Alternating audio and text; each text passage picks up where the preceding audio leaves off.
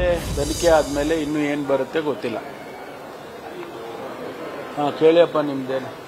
2 ಬಾರಿ ಸಚಿವರಿಗೆ ಅಧಿಕಾರ ಆಗಿದೆ ಅಂತ ಪ್ರಯತ್ನ ಮಾಡಿದ್ದಾರೆ ಅಂತ ಸತೀಶ್ ಜಾರಕಿಹೊಳಿ ಹೇಳಿದ್ದಾರೆ.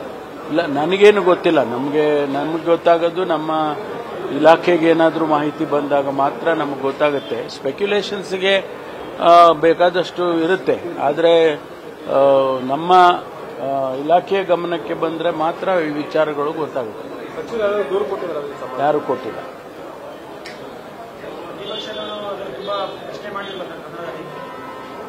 ಎಲ್ಲ ಮಾಡಿದ್ದಾರೆ ಅವರು,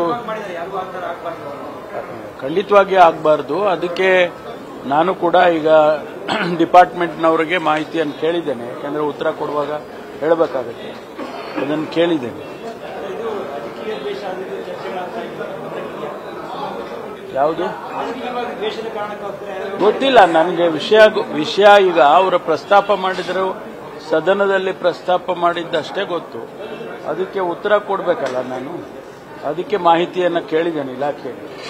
ಅದು ಬಿಟ್ಟರೆ ಯಾರು ನಮಗೆ ಕಂಪ್ಲೇಂಟ್ ಮಾದರಿ ಆಗಲಿ ರೆಪ್ರೆಸೆಂಟೇಷನ್ ಮಾದರಿ ಆಗಲಿ ಯಾರು ಕೊಟ್ಟಿಲ್ಲ. ಗೊತ್ತಿಲ್ಲ ನನಗೆ. ಹೈಕಮಾಂಡ್ ಗಮನಕ್ಕೆ ನಾವ್ಯಾರು ರೆಗ್ಯುಲರ್ ಟಚಲ್ಲಿ ಇರಲ್ಲ. ಅಧ್ಯಕ್ಷರು ಮಾತ್ರ ಇರ್ತಾರೆ, ಇಲ್ಲ ಮುಖ್ಯಮಂತ್ರಿಗಳು ಇರ್ತಾರೆ. ರೆಗ್ಯುಲರ್ ಟಚಲ್ಲಿರೋರು ಅವರೇ. ನಾವ್ಯಾವಾಗಲಾದರೂ ಹೋದಾಗ ಅಷ್ಟೇ ನಮಗೆ. ನಾನು PCC ಪ್ರೆಸಿಡೆಂಟ್ ಆಗಿದ್ದಾಗ ನಾನು ರೆಗ್ಯುಲರ್ ಟಚಲ್ಲಿ ಇರ್ತಿದ್ದೆ. ಈಗ ಅವರು ಇದ್ದಾರೆ, ಅವರು ರೆಗ್ಯುಲರ್ ಟಚಲ್ಲಿ ಇರ್ತಾರೆ. Thank you. ಬೆಂಗಳೂರಿನ ವಿಧಾನಸೌಧದಲ್ಲಿ ಖುದ್ದು ಗೃಹ ಸಚಿವ ಡಾಕ್ಟರ್ ಜಿ ಪರಮೇಶ್ವರ್ ಹೇಳಿಕೆಯನ್ನ ಕೊಟ್ಟಿರೋದು. ಸಚಿವರ ಒಬ್ಬರ ಮೇಲೆ ಹನಿ ಟ್ರ್ಯಾಪ್ ಆರೋಪ ಏನು ಬಂದಿದೆ ಅದು ನನ್ನ ಗಮನಕ್ಕೆ ಬಂದಿಲ್ಲ. ನಮ್ಮ ಇಲಾಖೆ ಗಮನಕ್ಕೆ ಬಂದರೆ ಮಾತ್ರ ನಮಗೆ ಗೊತ್ತಾಗುತ್ತೆ.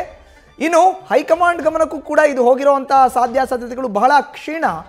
ನಮ್ಮ ಇಲಾಖೆಯಿಂದ ಮಾಹಿತಿಯನ್ನು ಕೇಳಿದ್ದೇನೆ ಅಂತ ಬೆಂಗಳೂರಿನ ವಿಧಾನಸೌಧದಲ್ಲಿ ಗೃಹ ಸಚಿವ ಡಾಕ್ಟರ್ ಜಿ ಪರಮೇಶ್ವರ್ ಹೇಳಿಕೆಯನ್ನು ಕೊಟ್ಟಿದ್ದಾರೆ.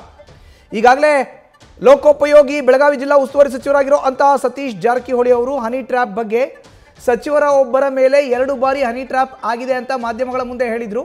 ಅದ್ರ ಬಗ್ಗೆ ನನಗೇನು ಗೊತ್ತಿಲ್ಲ ಅನ್ನೋ ಹೇಳಿಕೆಯನ್ನು ಡಾಕ್ಟರ್ ಜಿ ಪರಮೇಶ್ವರ್ ಕೊಟ್ಟಿದ್ದಾರೆ. ನ್ಯೂಸ್ ಫಸ್ಟ್ ನಿರ್ಭೀತಿಯಿಂದ ನಿಮ್ಮ ಪರವಾಗಿ.